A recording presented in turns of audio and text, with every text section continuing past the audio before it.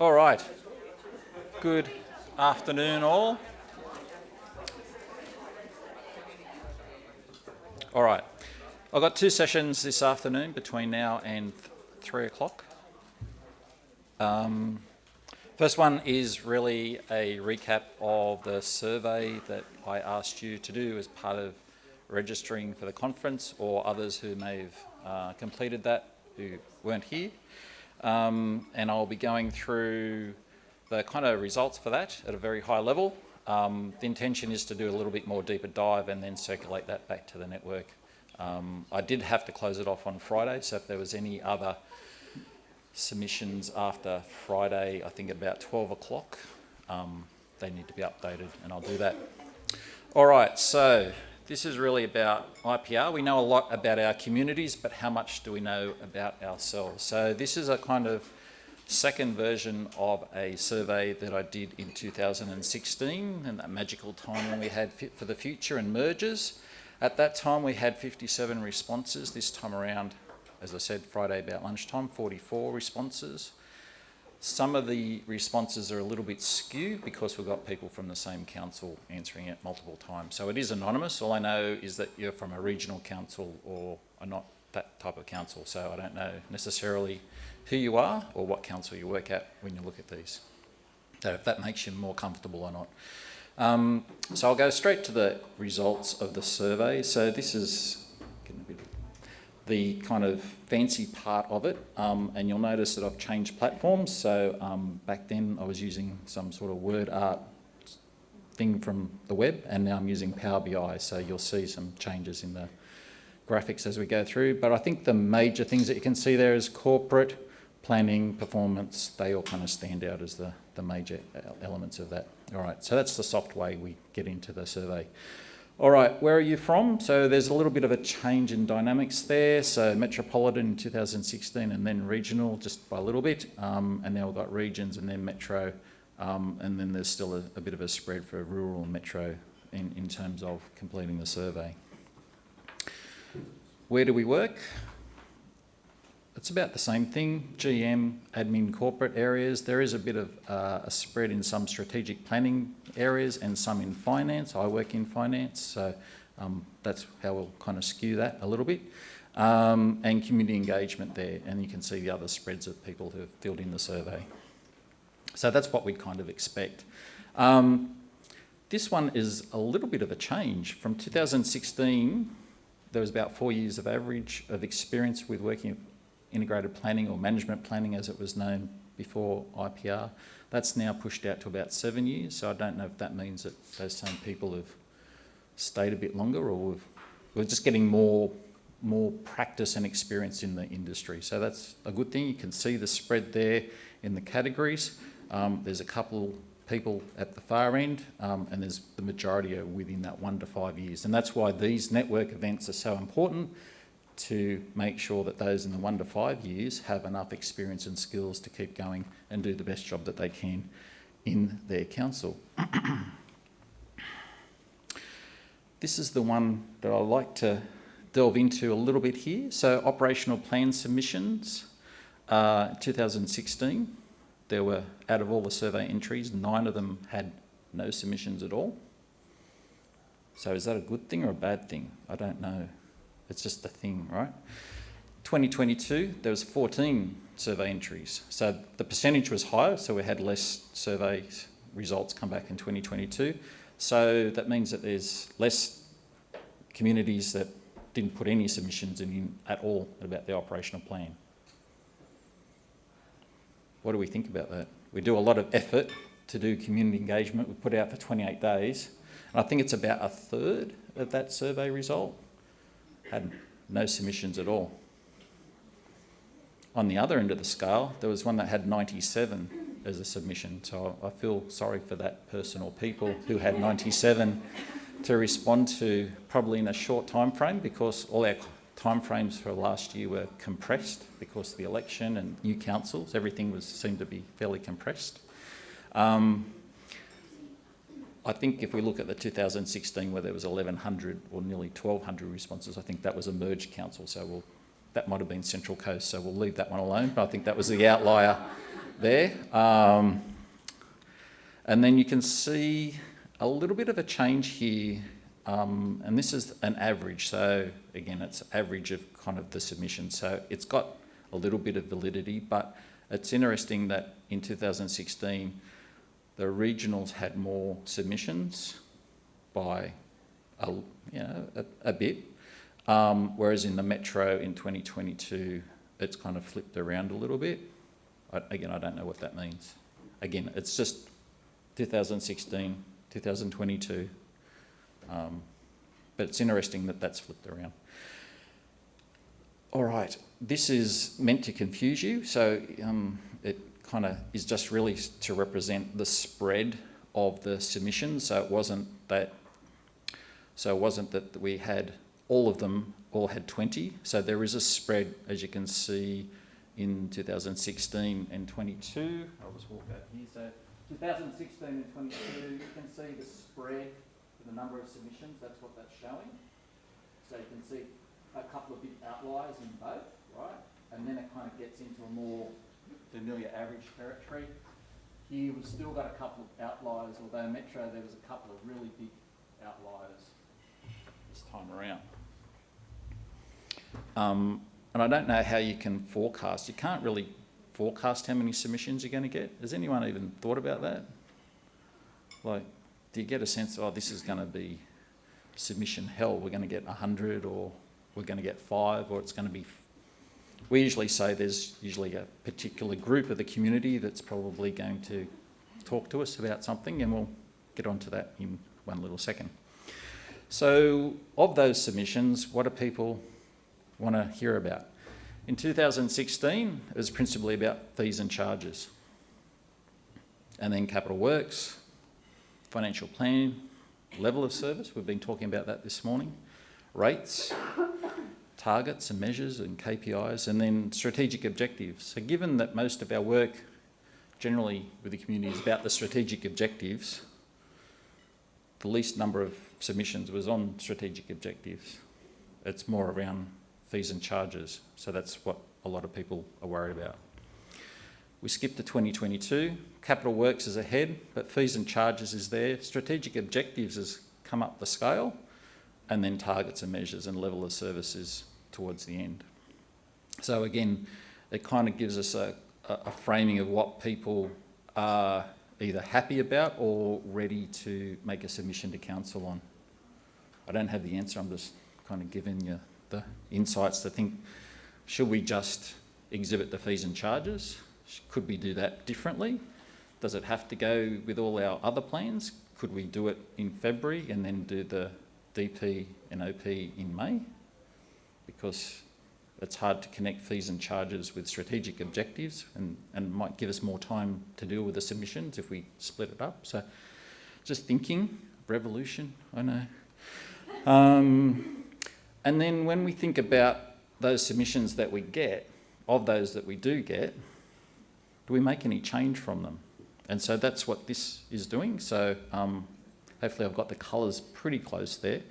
2016, it was about 45% no change. That's pushed through to 55% no change. So even then we get submissions, we're not really changing anything.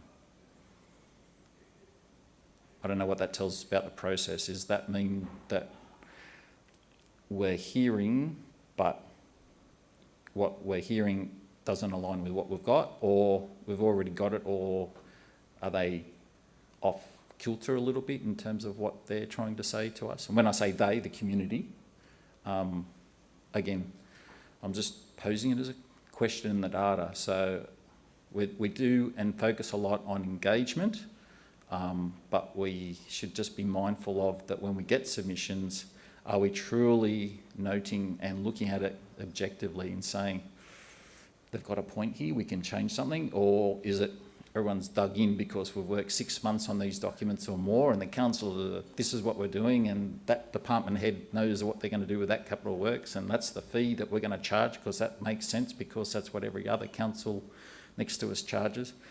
I'm not quite sure what it means, but it's about 50-50. Out of every submission we get, we make a change. So it's probably worth it if you look at that. So I'm happy to make this a bit more of an improv session. So I can see Allegra's got her finger up. So I assume you want to say something. Wait. When you look at the number of submissions that come in, maybe it's because you've got a fee that applies to 70,000 people and one of them's objected to it. So you're not going to change it. Yeah, yep. But it's funny how the fees and charges seems to dominate the landscape in terms of what we get in terms of submissions. Nicole, yep. I was just going to say that from a capital works program, and that was our number one. They draw a long bow between capital works and the pothole out and so it's very in your own backyard. You're not going to change it for one person, and obviously that's multiplied across a number of residents. I think that has effect on the no change as well. Yep. So we're engaging. So we're telling something, but maybe they're not interpreting what we're telling them. So I'm just thinking about that. We've been talking about the customer community perspective, and what does that mean? So is there an opportunity to improve that? Hey Jeff, sorry, stole the microphone. With the fees and charges, did you have any idea on the breakdown of internal submissions versus external? Because I know all of ours I basically just framed it as external. Right. I assume internal is just we've fixed up something we want to change. We've fixed up an error. So I think that was framed public submission. So it was more the external. Just on the fees and charges, the discussion here is essentially, of course, fees and charges are going to get submissions. People don't want to pay them. So that's going to always kind of get their attention because it's got a monetary impact. Yeah. But also just around general submissions, I think it depends on the engagement as to how likely you are to make a change. If you've engaged, 1,000 people about should we get should we invest more in, dog parks or whatever, and you get one person who's motivated to write a submission in, noted that you don't want a dog park. We've got 1,000 people who do want it. So,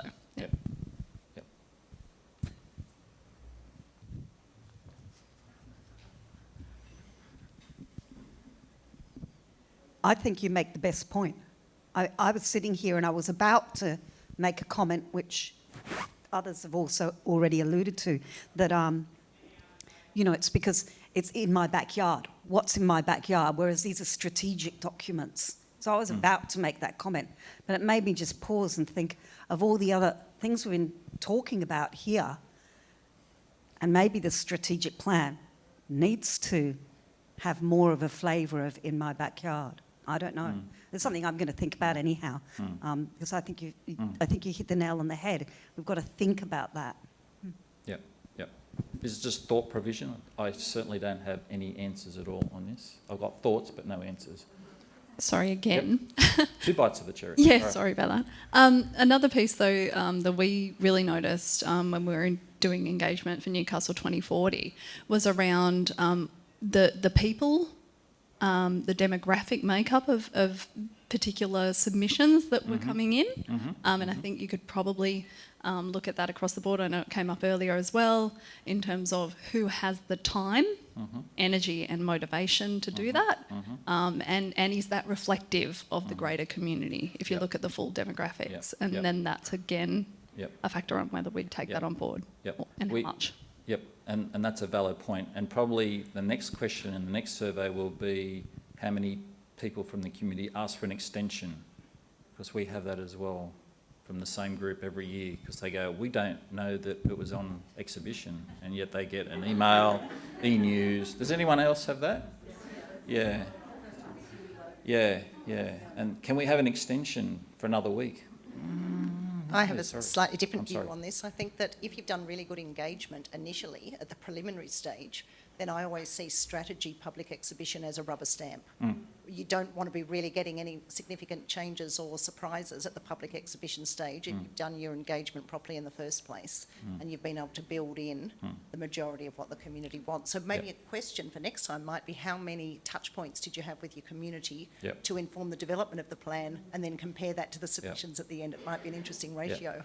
And so just leveraging off that, if we started from afresh now, if we started this IPR requirement now, what if we built in a compliance to say that you must do this level of engagement and this level of engagement, and then reduce the 28 days? Because for us, the 28 days is kind of a killer.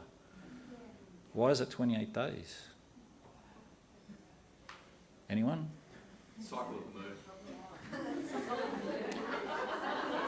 That's the best answer I've got, so you're right.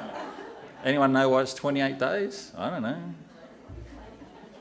What does state government do when they've got a major thing? It's 14 days, 21 days, if you're lucky. So I'm just posing a question, like, for us, what would we want to reframe? Because certainly this year was a compromise based on time for everyone, and you know, for many of us, we made a compromise in either engagement or the quality of the document or what you put on the web or how much graphics you could put on it to tell that story better, because you only got all that information. You had to do a councillor workshop and you didn't have time to develop. Like, all those things fitting into a constrictive timeline impacts that outcome. All right. I'll keep going. All right. Changes to documents. So of those that were changed, on the left is the 2016 version. 1 to 5, you can see whatever that is, about 30%, and then it tails off that as well. So I think this time around there's less changes, although there was 55 changes on one of them. So there was one probably council that did a lot of changes. So this is interesting. If we look at 2016, it was, I think, just after the kind of revised guideline to reporting, so enabled councils to move away just from the quarterly to the 6 monthly if they wanted to. About half, let's say it's about half, were 3 months and half 6 months. That's kind of gone 3/4 for every 6 months and about 1/4 for every 3 months. So there's been a definite shift, I think, by local councils to that every 6 months. The question is, what do you do on the alternate 3 months? Do you do internal reporting? Do you do an executive review? Are you still getting your staff and people who are providing information still to put it in every quarter? That's what we do. So you just keep it refresh and keep it running. All right. Business planning.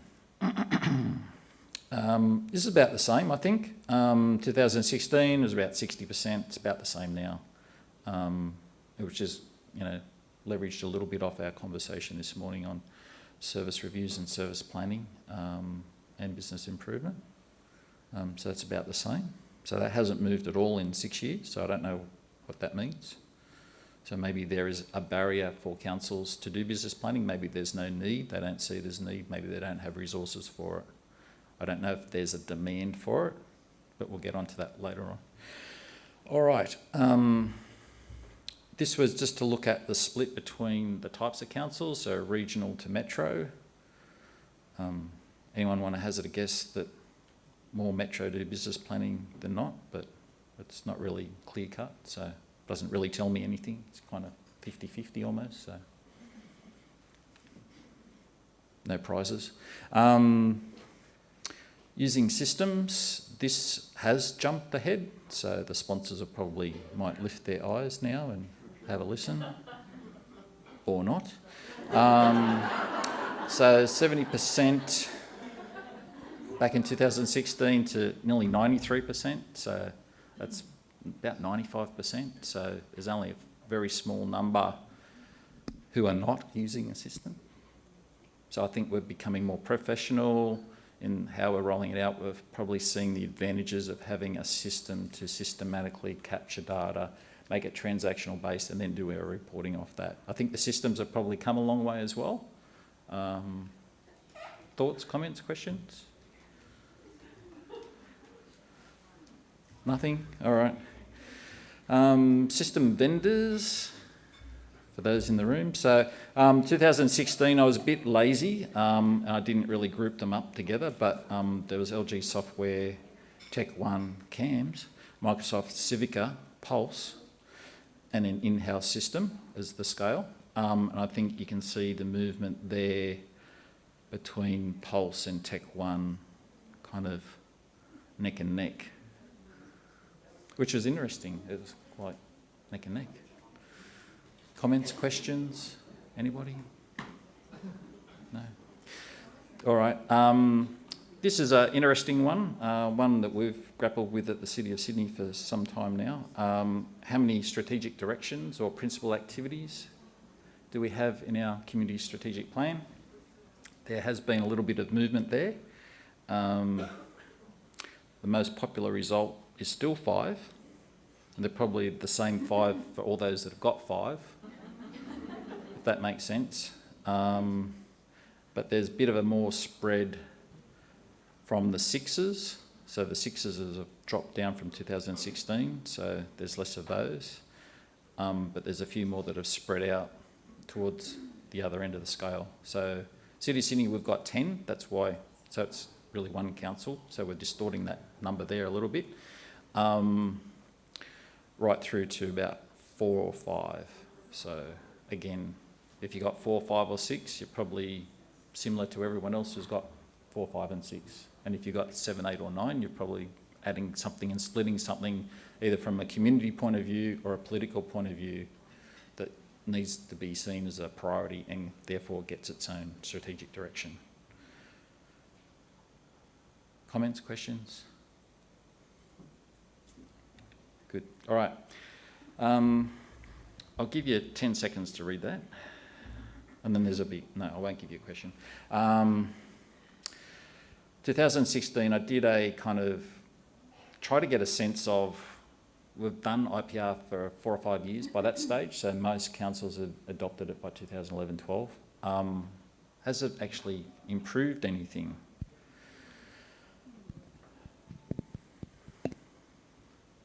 So in 2016, if we look at the Great Deal, which is yellow, there was a couple, which was enhanced community engagement. That was good because everyone was doing formalised community engagement about their strategic plan and there was a greater emphasis. And possibly because if you were doing an SRV, you probably had to do community engagement, so there was probably another added little incentive there for you to do that. But I think there was quite a number of things where we didn't quite get it right or hadn't improved. Council resources, asset management, and workforce planning. So there's been some work in the latest set of guidelines by ALG on workforce planning. So if we go back to the 2016 version, 15 version, someone will tell me if I got that date right. There wasn't much about workforce planning, but then the latest version has a lot more information on how to do workforce planning and strategy as kind of a bit of a response to that result. Does that seem about right for those that were here in 2016? All right, so now if we move to 2022, I'll let you digest that a little bit.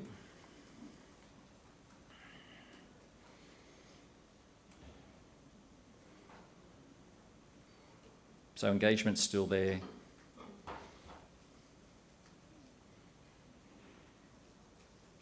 Asset management has improved some, but not a lot. So if we look at all the green ones, and I was going to do this, but I just ran out of time. If we just looked at the things kind of below par, which is the white and the greens, or the grey and the greens,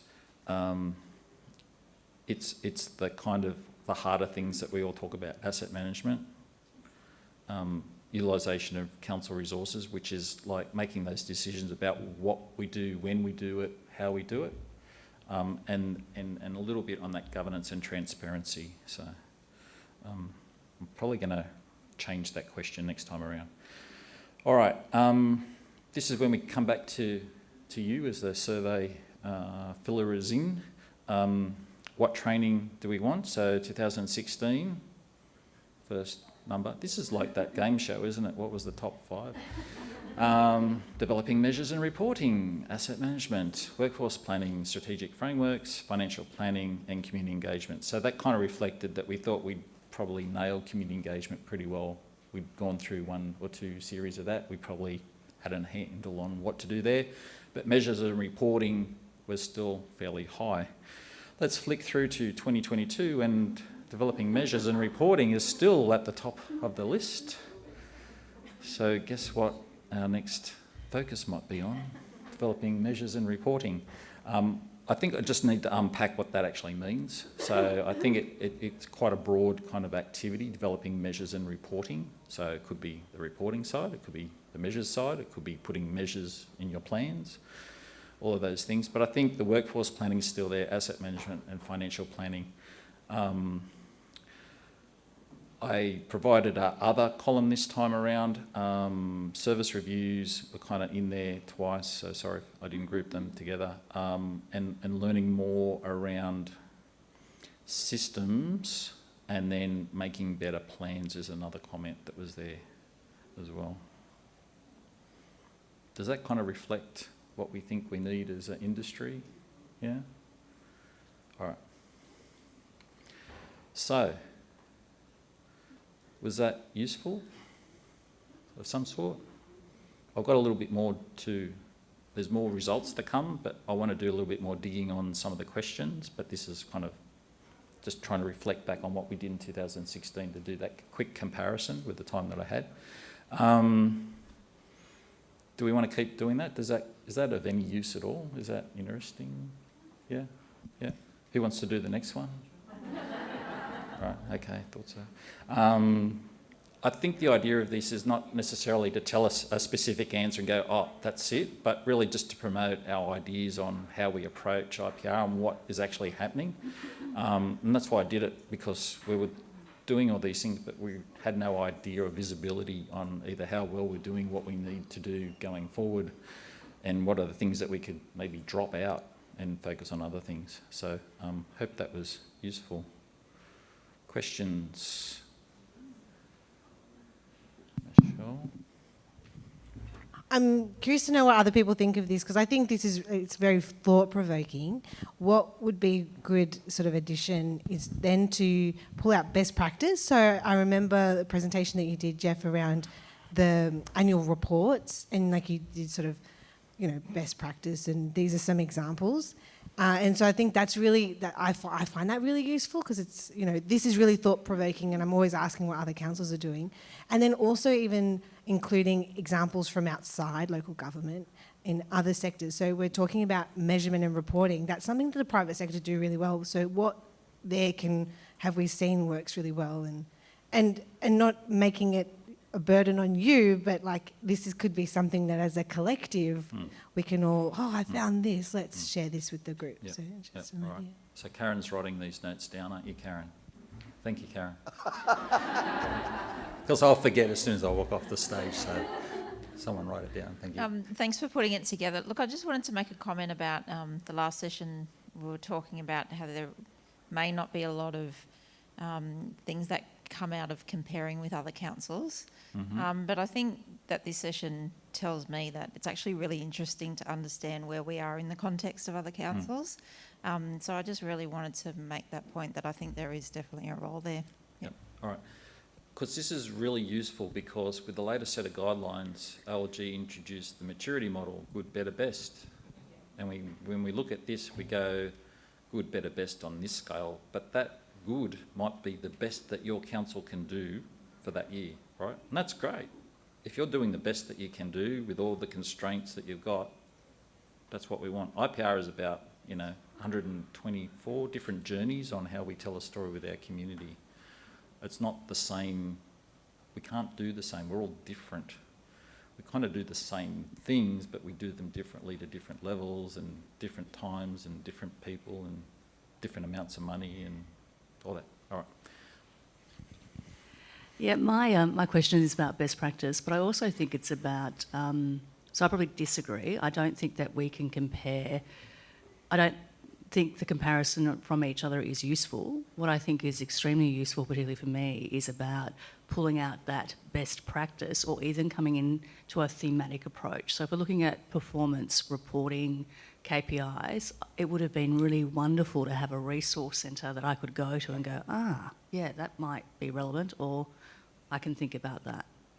So just some feedback, probably. Yep, yep. Again, this was a survey. I'm not trying to solve all the answers of the industry today, but we've done a couple of sessions on reporting, on the progress reporting.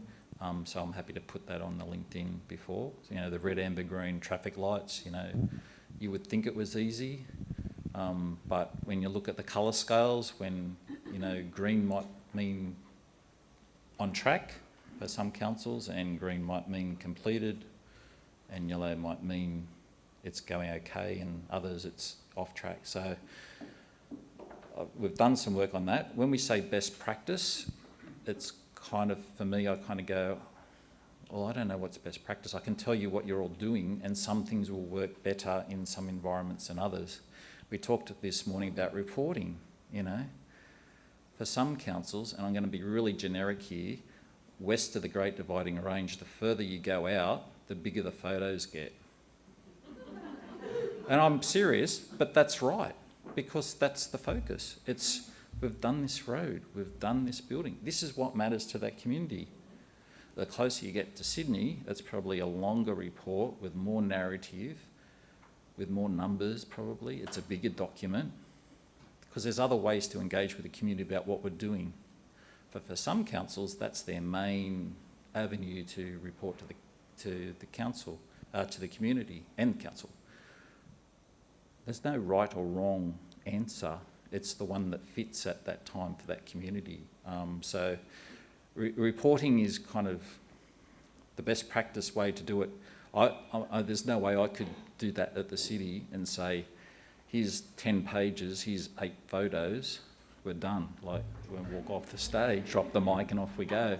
Yeah, I wish that was that easy, but we do each quarter, we do a whole hour of briefings with the councillors, mostly on financial capital works. They go through every kind of completed one, which ones are in progress. We don't really talk about the measures or the progress in the operational plan. We put some highlights in our plan, but it's about the focus of the dollars and the capital works. That's our focus, that's what's important to us. It's a different horses for courses. I just have a 1B, if that's okay. So is there an opportunity, though, to look at like minimum benchmarking, or even some, you know, like what I'm trying to think about is, I'm not trying to get consistency, I'm trying to get great practice, and what does that look like at a minimum, and giving some sort of sector professional presence that is recognised. Just a thought, like, as I said, for me, I would just love to have, at some point in time, a strategic plan on a page that then delves down to really clear reporting, and that can actually be given to our community in people speak. So they understand that we understand what the indicators are, and we're delivering to it, and our operational teams know how they're going, what they're doing, and if they need to pivot. Okay, has anyone done a strategic plan on a page? Hands up. All right, there's 3 or 4 people you might want to leverage off. All right, so that's the purpose of LinkedIn. I want to do this. Has anyone done this? Because there's no one in the room, I think, that can understand what everyone's doing on all of this. So that's the purpose of the network. So if you've got a question like that, I want to do something. Has anyone got any examples? Share it, answer the question if you can, and let's go from there. Sorry, we had another question over here, Jeff. I talked earlier about I'm not a fan of external to local government driven comparative reporting, so people telling us what they want to know about us, but when it's us telling each other what we want to know about each other, I think there is really good value, and that is this sort of thing. I'll give a couple of really good examples of where this type of thing has supported us as a sector in the past. So if you're not aware of what happened with the state's Fixing Country Bridges program that came out, $500 million project, that was driven by collaboration of local government to collect and report on data on the issues we had with our bridges, that we then used as an advocacy tool to say, here is the comparative collaborative issue across the state, deal with it, and that worked.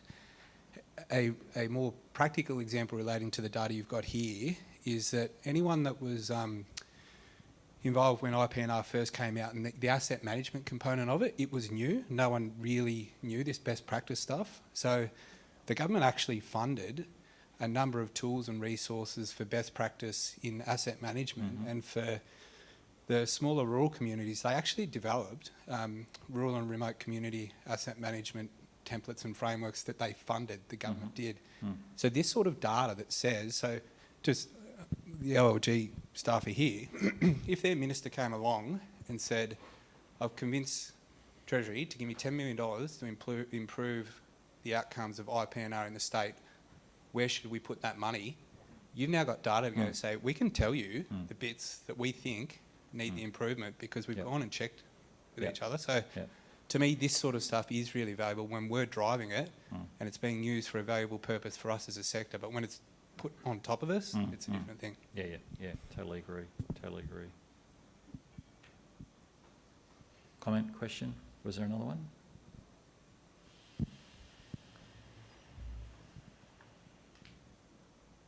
All right, I'll keep going. Let's change hats. So let's look kind of a bit forward rather than what's happened. Hope you all appreciate the sand because we're in Newcastle. Went to great effort. Thank you, Microsoft.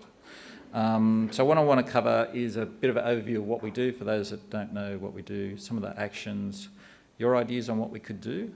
So Karen's going to jot down those as we go. And then general Q&A, throw whatever you want up about what we could do or should do or not do. And then we'll close it out, knowing that I've now got 31 minutes, I think. All right, so the network is operated with volunteer members supported by LG Pro in terms of funding and supporting us in terms of the events. We meet monthly as an executive to talk about these events. The intensive, which has got off the ground, so we've done 2 intensives, which was born out of these sessions at a conference a couple of years ago.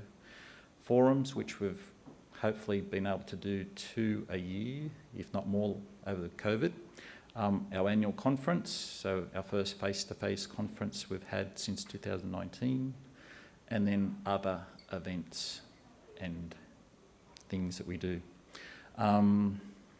We get called in to make comment on other kind of submissions, so quite regularly IPR or the Audit Office might reach out to the chairs of the different networks that we've got, which is really good. They're actually reaching out to the industry just to get a sense on what do we think of the issues on certain things. So one was the e-planning system.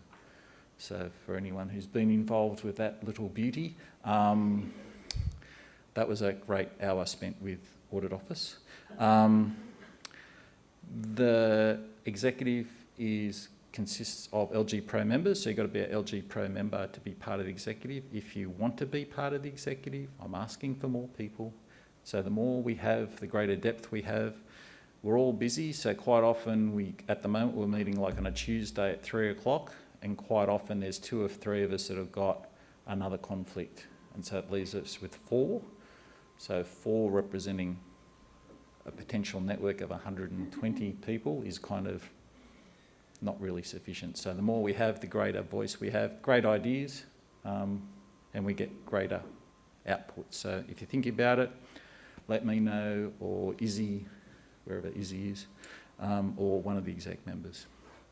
And as I said before, the whole kind of premise of how this works is the sharing and giving and asking questions. So the benefit of a network, the greater good, and leveraging the education, experience and skills of the people in this room. And if you think about a big room being all of New South Wales, it's quite tremendous, all right? So make the most of it. Karen. Jeff, I was just wondering if we could pause for a minute to welcome our 2 newest members. Okay. The executive. Oh, you want me to do it? Yeah. Oh, right, okay. So welcome our new members, Michelle Jack and Nicole Lewis. So I think we went through intros yesterday. So we found that I needed a little bit more extra people, so we put a bit of a call out through, but we're most happy to have anyone else who wants to participate. It's not like you have to, write a thesis every second month or anything like that. It's just getting input into, what's that, Alison? I said that's your job. I was going to say that, but I didn't. All right. So that's how we work. So I want a wide diversity of inputs into what's best for this network. All right, hope that you can read that. Microsoft's let me down here. So what have we done? So forums, so we restarted those. The last couple of years have meant that they're basically online, and I think we think about reaching as many people as possible. Online forums, we get a really good reach. Last year's online conference, I think we maxed at 100 people online. I think we were maxing Zoom at one stage, or Teams, or whatever it was. So we think online forums and maybe a face-to-face forum, maybe in Sydney next year is what we're thinking. Happy for ideas or not? Whether that works or not, so like a 3 or 4 hour online forum, breakout sessions, have a topic, have a speaker, question and answer, move on. That's our format pretty much. So again, happy to hear other ways to do that. We've been able to keep the network going through COVID, which is when COVID hit, and we were talking before, we had a forum planned over at Waverton. I think it was February, I think it was the 3rd or 2nd week of February, and as COVID started to spread, we went, I don't think we'll be able to have this forum, and we cancelled that, and I went, oh my God, the network's going to fail. We're not going to have these face-to-face forums. How are we going to survive? Thank God for Microsoft Teams and Zoom, and we started, and then for many of you, you participated in those online forums, which was exceptionally useful when things started to change, when the election dates changed and when our requirements changed. We had forums that kept everyone up to date, allowed people to ask questions quickly. We had LG, Karen was usually there in the hot seat trying to answer 100 questions all at once, and managed to survive. So thank you for those participated through that. Our annual conference, as I said, the last couple have been online with different formats, but I think we were the only network that had a conference the first year, I think. I'm not quite sure if I can brag to that one or not, Vicky, but I'll brag. Let's run with it. Anyone going to disagree? No. All right. And we're able to get the intensive up and running. So the intensive is a 5-day course up at Bathurst at Charles Sturt Uni. For those that have gone through it, I think they're all testament that it's a great course. Great presenters, all from within the industry. Many of them in the room here today. And then there's a short assessment and exam as well. And it's now accredited by Charles Sturt Uni as well. So that's good. We've got LG Pro have a governance intensive, finance intensive, IPR intensive, workforce planning intensive. Okay. All right. That's pretty intense. I've been waiting for ages to say that. And I know that there are some regional networks that do meet, like you might have JOs or ROCs that might meet. I know Lake Macquarie, that area's got one. Is any others that meet regularly as a corporate planning group? The Queanbeyan and kind of that Canberra JO, Yep, South Coast. So I would suggest that if you're not part of that, you might want to think about how do we start that up in your area? Would that be of value to you? Whether you do that online, you create your own little group and do that if you wanted to, because we talked about sharing the same kind of regional issues or responses, so that might be a useful way to do that. I've toyed with doing it in Metro, so I haven't kind of got there yet, so maybe next year. What have we done in terms of the advocacy? So a couple of years before, we were just kind of responsive as a network. We've really tried to focus on being a little bit more proactive, so we did provide some very short, quick response to the latest set of the guidelines. OLG were under a time pressure to release them, so they gave us a little bit of time to have a look at that. But we certainly, as an industry, we sent lots of letters to OLG to release them because we're all trying to get our documents out in time. So hopefully that worked. As I said before, meeting with the Audit Office on some specific reviews. We've now moved the Facebook network to the LinkedIn network, so anyone who's on the Facebook group and hasn't moved to LinkedIn, most of the new posts will just go on LinkedIn from here on in. We're not going to manage on both of them. I'm trying to work out if there's anything I can pull out of Facebook and put it into LinkedIn, so if anyone's got any ideas on how to do that, without paying someone ridiculous amounts of money to do that. And we've got links and sharing with Victorian, so with Birgit and her group down Victoria. I'm on their email mailing list, and I'm also on the email mailing list for the New Zealand corporate planners as well to see what they're doing. So lurking in the shadows, not looking at Gavin, just hearing what they're doing, what are they up to, just getting to appreciate on what the topics and issues they're doing and how they treat it. So New Zealand provide it's very much like a template on how to do their strategic plan. It's like a 3-hour course in explaining how to do a strategic plan. So it's like a really cut down intensive session. So that's something new. Maybe we should try that for people who start new and want to get a quick appreciation on how to do that. All right, keep moving. Comments, questions? Yep.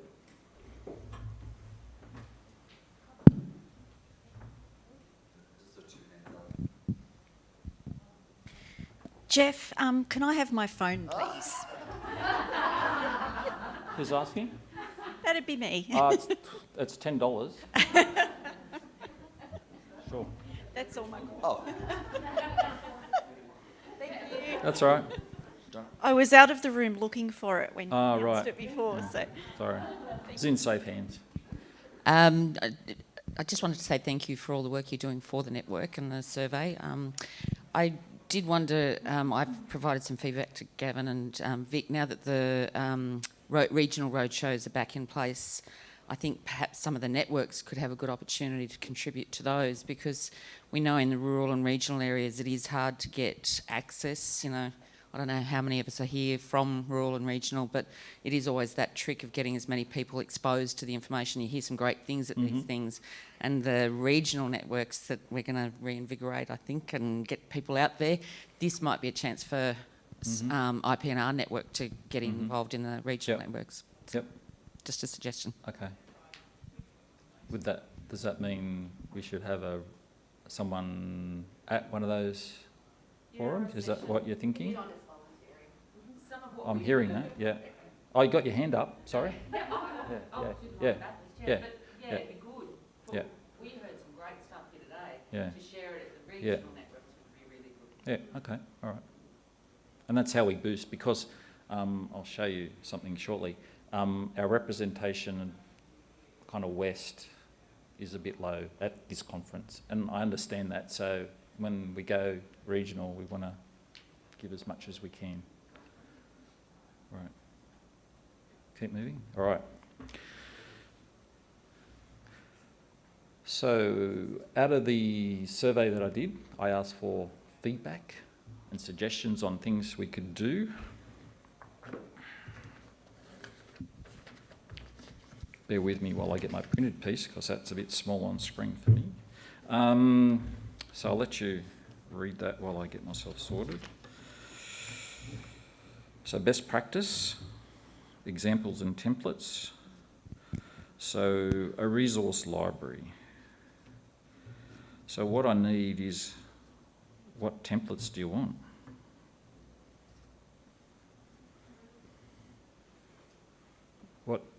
What would be a good template you want? Because we all have kind of different CSPs and DPs and OPs. Is it a progress report? Someone was mentioning a library of measures and targets. All right, okay, yep. Okay, yep, measures and targets, all right. There's a couple of thousand of those I've got my hands on. Yep. Anthony? Better wait, we'll get in trouble, hang on. One I've always struggled with, and everyone I've ever sort of worked with has struggled with, is consistency or some guidance on good service level descriptors, so that are tangible. And what I'm getting at is it's linking the service levels we describe in asset management plans in particular, back to the things that we describe as the services we do in our delivery programs and operational plans, because I always see that as a gap. The asset management plan description of services that we're going to try and link dollars and investment to services with is not clear. All right. Karen's writing that one down. Anyone got any good ideas on that? Your time starts now. Are we ready? We'll have it solved tonight in the harbour cruise. I reckon by about 8:30 we'll have that one solved. There's also some discussion around involving other groups like IPR about asset management. I think we've tried that before, and I mean, I've worked in asset management before, but I'm not really an asset management expert anymore. But we need experts like IPR to maybe come to these, and I think having a forum or a conference where we have assets and finance and HR and IPR people all together, how good would that be? And we convince them of what they have to do properly.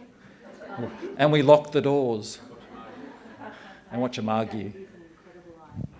I do think that when I look at IPR, we have... Sorry, I didn't wait for the microphone. Were you asking a question? No. Go ahead. I actually think that's an incredible idea, because I think for me coming out of this conference, we've got all the pieces there. It's about putting the pieces together. So having those key people in the room having the same conversation and contributing would be really a great idea to take forward. Yep. One of the sessions at the intensive is about culture. So we can have the greatest templates and the reports, but if we don't have the right culture at our organisation, within our bureaucratic friends or with our councillors, it kind of won't advance. So working on culture, acknowledging what can you do to improve the culture of IPR. Is it education, induction of new people, sitting with a new manager, explaining what it is, sitting with a HR manager until they can repeat it back to you? That's when you've won. All right. So good comment. So thank you. Any other comments on that idea? All right.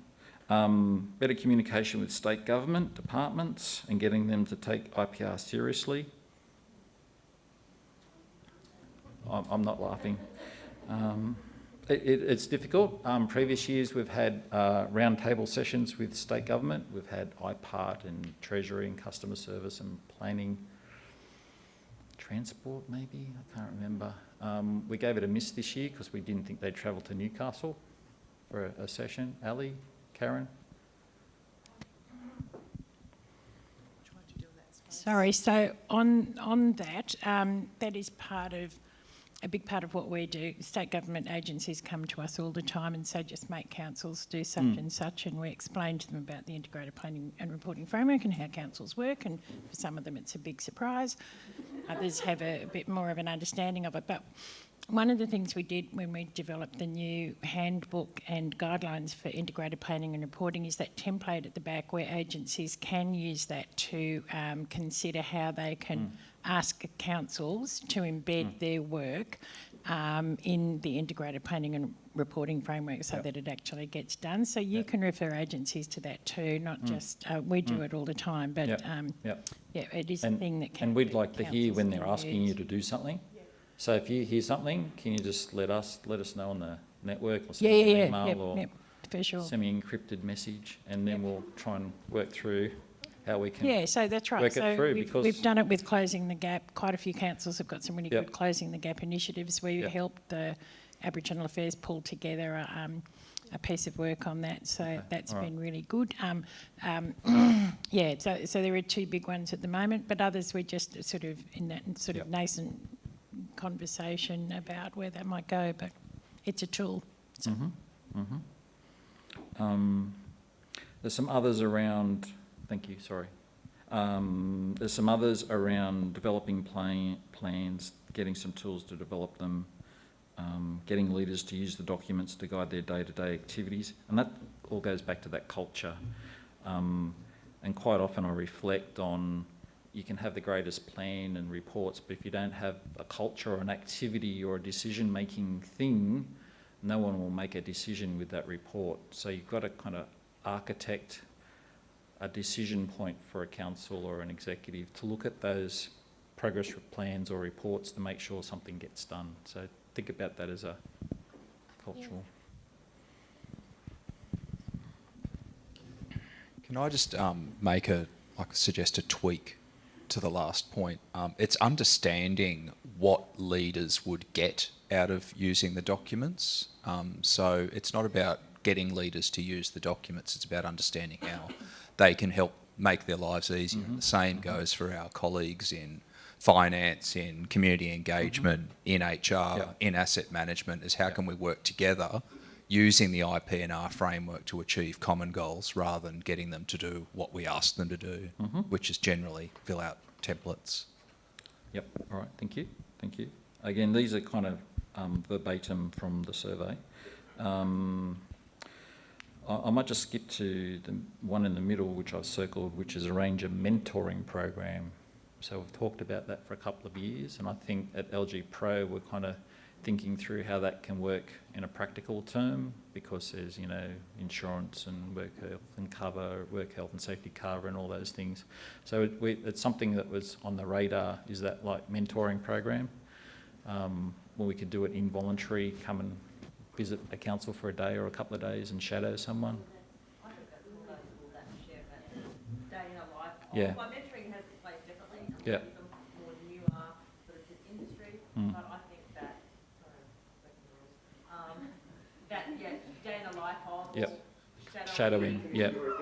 Yeah. Yeah. Yep. Yep. Nicole. Yeah. Yeah.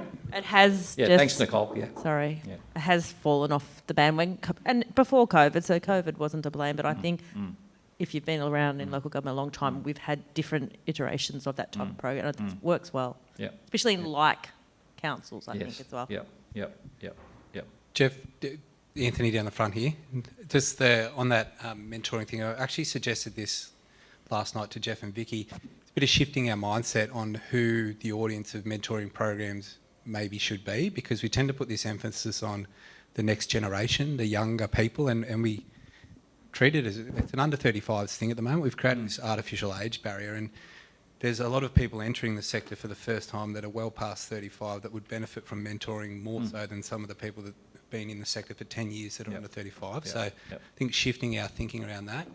The bit I just wanted to jump back to was the link between state government and leaders using the documents. And in defence of OLG, they have just as much difficulty, from my experience, in influencing state agencies to take us seriously than what we do. And I think finding the right agency lead to be the one that influences other agency involvement in IPR is the critical bit. And when Regional New South Wales was established, they became a really good vehicle.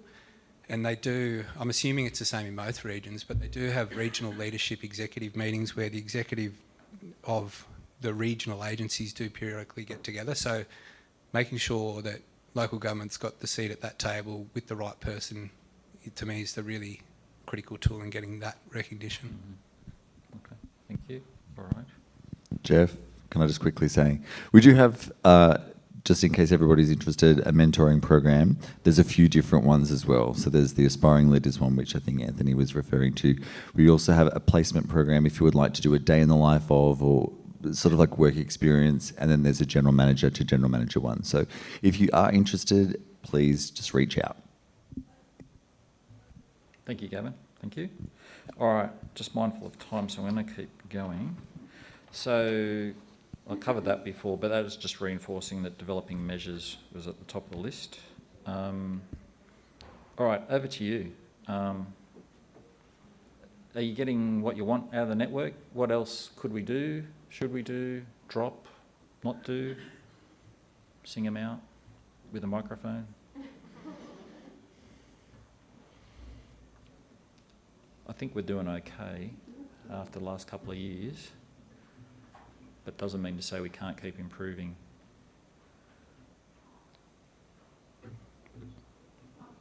And if you want to send me an email later on or whatever, that's fine if you don't want to shout it out. Has there in the past, and I've only been new to IPR for the last 3 years, but is there any thought about doing something like this on a national level? Because you've mentioned Victoria and New Zealand, but even though we've got different legislation, we all have a common problem. Just wanted to know if that's been thought about. Has it been done before? Is it something that is of interest? been successful in reaching out to Victoria. WA haven't returned my emails. I don't think there's a similar group in Queensland. I'd have to check that.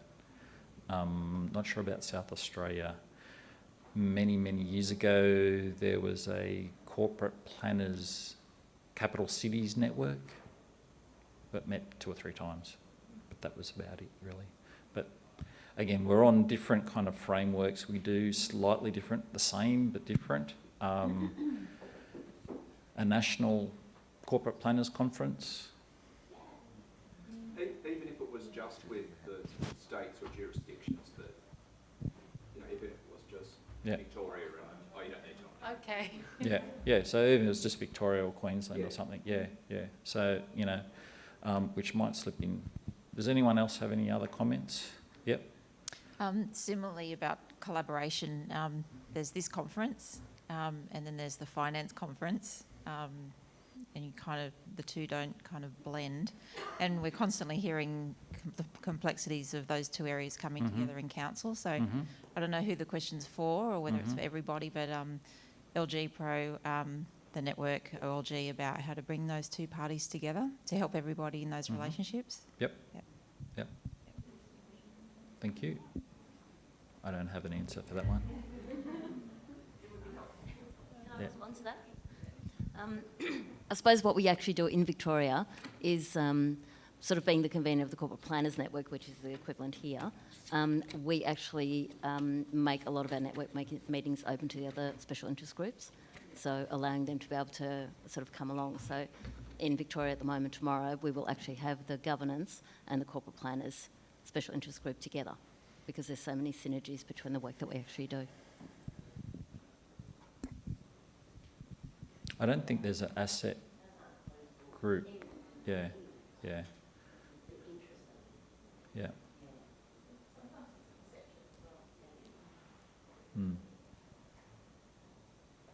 Any other comments, questions, great ideas?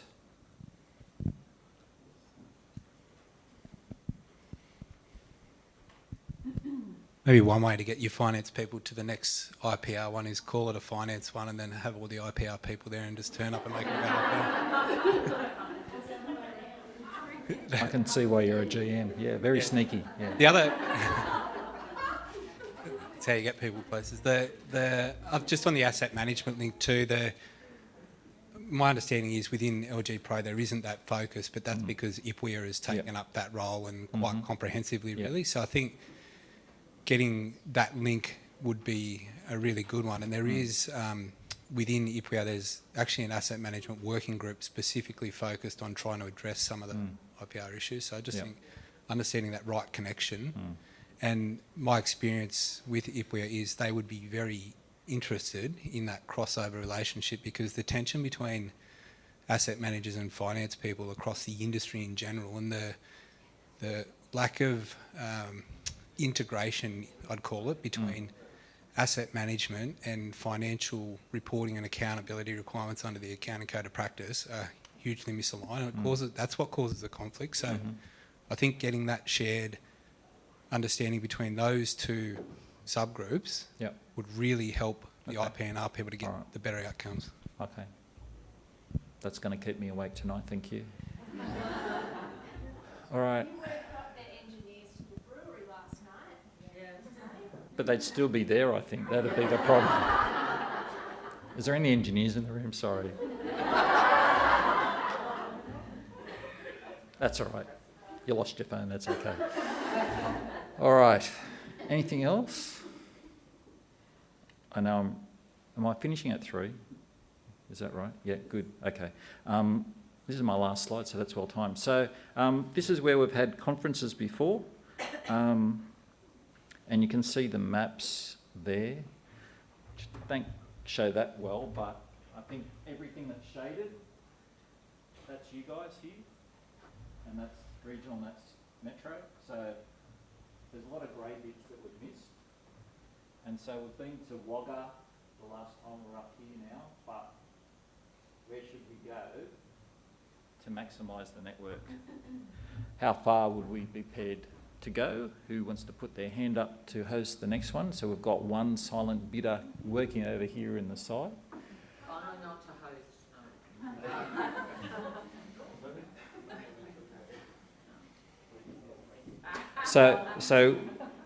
So one of our kind of things we tried to work on before COVID was to have one about 2 hours from Sydney and then have one a bit further away in regional or rural, and then come back to about 2 hours from Sydney and alternate that.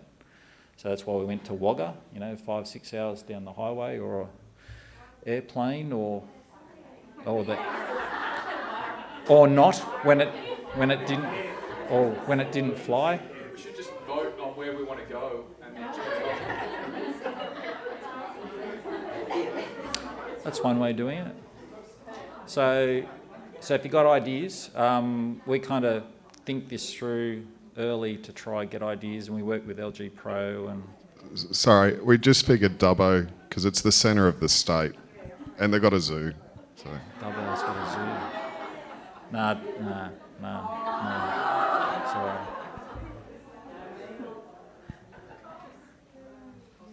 Coffs Harbour. Jeff, just would having an airport influence people's decision making? I think it's a key question. I don't know, and that's part of our, should we do a survey prior to, what motivates you to what? It doesn't matter, because I think the last 5 or 6 that we've had 60 people.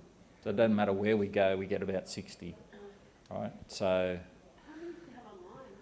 over 100. But it's not quite the same experience, because all I'm seeing is... Oh, you're on mute, Jeff, sorry. So it's not this, so...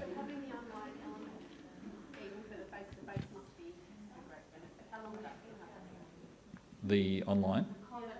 Oh, so this is a recording today, so that will go out as a recording, they're not direct online as we speak, so... yep. If you want to engage more people out west, Yep. you can say something about going over the Blue Mountains, why don't you do it out west then? And again, then I'm going to say no. I didn't even want it, but now you've said no.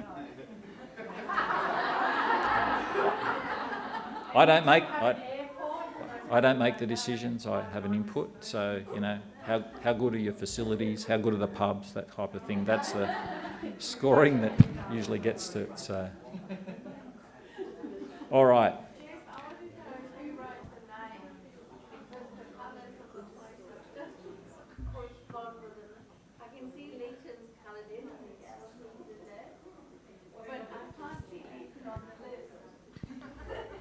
Leeton on the list. Well, that's where the conferences have been. So this is the attendees at today's conference. So that's the attendees that we've got. That's the or not where we've been. It's a different map. All right. Big is good. All right.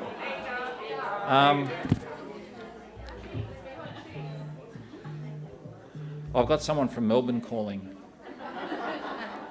It's the Victorian Planners. They want to host it. All right. That's it for me. I've got another workshop tomorrow, so we can cover off other stuff that, if you think of anything, we can cover that off tomorrow. But I'm going to exit the stage and let someone else speak. Thank you.